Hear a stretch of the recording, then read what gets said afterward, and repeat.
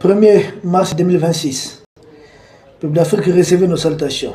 Très rapidement, nous constatons que certains de nos frères sont presque atteints par la guerre informationnelle mise en place par la cellule de la DGC chargée de l'Afrique. Donc, des blogueurs qui les entretiennent, des faux comptes, des faux profils. On va revenir peut-être là-dessus avec le temps. Et ils sont en train de vouloir attaquer le partenariat Russie-Afrique.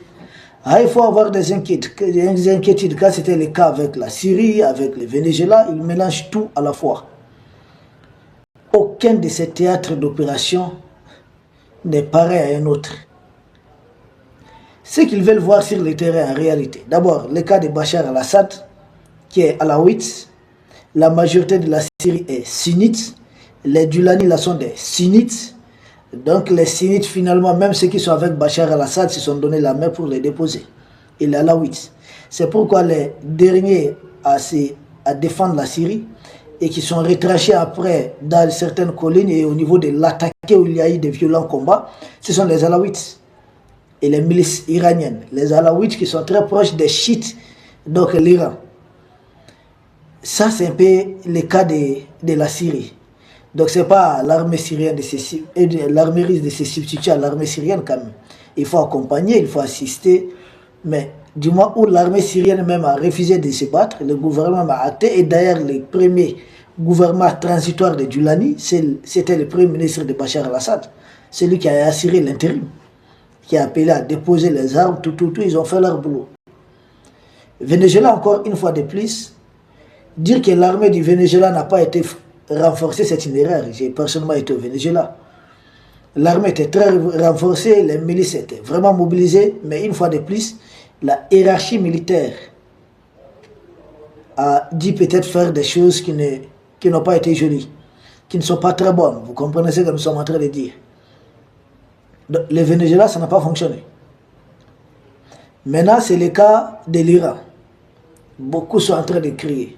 J'ai dit, mais écoutez, même les Venezuela, ils avaient bénéficié de beaucoup de matériel, leur armée est préparée. Mais pourquoi maintenant ils n'ont pas activé les systèmes de défense antiaérienne comme l'Iran est en train de faire? Lancer des missiles, pourquoi ils n'ont rien fait? Maduro, quand il a été pris, il a été amené au niveau d'un bateau. Et ce jour-là, il y a un bateau à côté de l'Iran qui navigue tranquillement.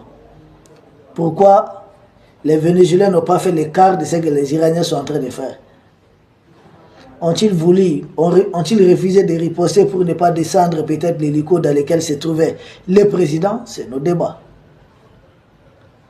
Ce qui se passe entre l'Iran et puis tous ces pays-là, parce que nous apprenons à l'instant que la Grande-Bretagne, la France, l'Allemagne entrent en guerre évidemment. Nous sommes au début de quelque chose, il faut rester concentré. Il faut rester très concentré. Pourquoi ils viennent en appui? Est-ce qu'ils étaient venus en appui quand il s'agissait du Venezuela? La réponse évidemment c'est non. S'ils viennent en appui, ça montre que l'Iran était non seulement très bien préparé, on a vu beaucoup des avions cargo qui ont fait des va-et-vient. L'Iran est un pays très solide, hein? C'est à peu près 80 millions d'habitants. Un pays très vaste, qui a de la profondeur stratégique. J'étais en Iran, précisément à Téhéran. La capitale iranienne s'est surplombée des collines. Maintenant en Iran, la résistance tient bon. Elle tient bon de sorte que Netanyahou dit que chez lui, ce sont des civils qui sont touchés. Je ne sais pas. Nous avons reçu l'information que lui-même, il a touché une école des filles de l'autre côté, le média d'État a touché, télévision d'État. Je ne sais pas ce qu'il a fait à Gaza. Lui parler des civils, je ne comprends pas. Qu'est-ce qui ne va pas? Et combien de pays à la fois sont attaqués par l'Iran? On ne parle pas aujourd'hui de 10 pays. En tout cas, des bases militaires appartenant à combien de pays? Il faut dire comme ça. On ne parle pas de 10 pays au moins. Beaucoup de pays. L'Iran est l'Iran d'assez contre tous. Les renseignements sont très précis. Le commandement a été bien décentralisé. C'est un peu horizontal au niveau de chaque région. Chaque région a son système de défense, à l'autonomie d'engager le combat. C'est plus un commandement à la verticale directement comme ça. Non, ça a été vraiment décentralisé. Toutes ces innovations ont été faites à prix de quelque chose. N'oubliez pas les derniers exercices militaires préparés, aidés. L'Iran a renforcé l'Irak comme a verrouillé les détroits d'Ormuz. C'était avec les Russes, les Chinois. C'est ensemble qu'ils ont fait cet exercice militaire. Aujourd'hui, les Iraniens sont en train de mettre ça en pratique. Et c'est parce que les gens veulent voir réellement. Des militaires russes en tenue russe en train de combattre. Non, ça ne se fait pas. En Ukraine, ce n'est pas des militaires américains que vous voyez en tenue américaine en train de combattre. Ils sont toujours peut-être en tenue peut-être des Ukrainiens. Je sais que moi, mes abonnés sont très forts, ils comprennent ce que je suis en train de dire. Mais quand vous voyez les choses, vous savez qu'il y a quelque chose en bas. Voilà, l'Iran est tellement sûr de lui-même. Trump a commis l'erreur de vouloir éliminer très tôt les guides, qui d'ailleurs ne s'est pas opposé à son élimination. D'après les informations qui nous sont parvenues, il ne s'est pas caché, il n'a pas fui, rien. Il était là comme s'il attendait ça, il avait tout préparé, il va partir et puis continuer le travail. L'Iran qui est en train d'agir en kamikaze maintenant, obligeant d'autres pays de l'OTAN à se joindre. C'est presque tout l'OTAN qui est engagé maintenant. L'Iran a en face de lui combien de puissances nucléaires?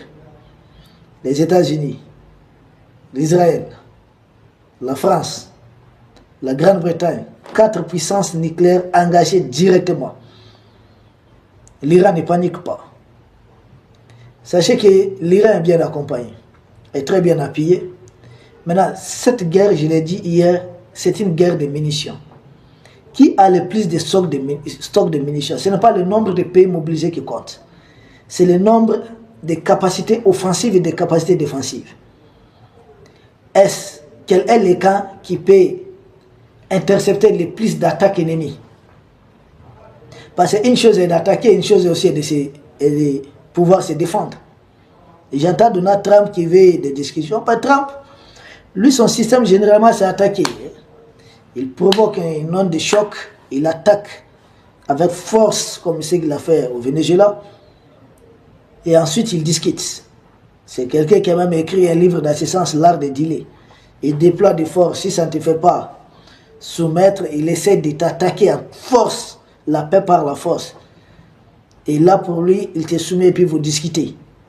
Mais est-ce que cela a fonctionné avec l'Iran? Je pense que l'Iran avait déjà compris ça, l'Iran a anticipé. Ça n'a pas réellement fonctionné. Il est là à dire qu'ils ont demandé à discuter avec lui, lui il est ouvert.